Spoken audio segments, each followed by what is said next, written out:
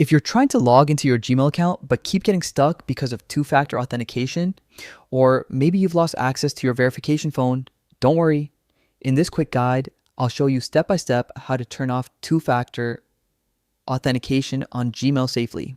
But before we jump in, a quick warning. Disabling two-factor authentication will reduce your account security, so make sure you understand the risks and watch till the end for important safety tips. Let's get started. First, open your browser and log into your Gmail account. Once you're signed in, look at the top right corner and click on your profile icon. A small drop-down menu will appear. From here, click on Manage Your Google Account. This takes you to your main Google account dashboard, where all your privacy and security settings are stored. On the left side of the screen, you'll see several options. Click on Security. This section controls everything related to your account protection: passwords, verification, recovery options, and device activity. Now scroll down until you find the section called Signing into Google. Under that, you'll see two-step verification. Click on it. At this point, Google will probably ask you to enter your password again.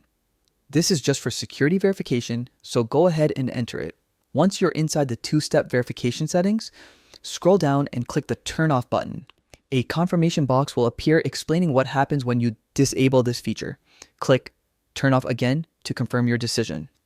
That's it. You've now successfully turned off two-factor authentication on your Gmail account. But before you go, here's something really important. Turning off two-factor authentication makes your account easier to log into, but it also makes it easier for hackers or unauthorized users to access it.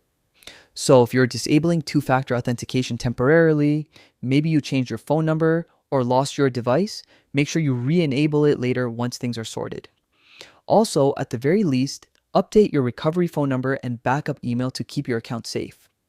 If you want me to make a follow-up video on how to reset two-factor authentication without your phone, or how to secure your Gmail without two-factor authentication, let me know in the comments.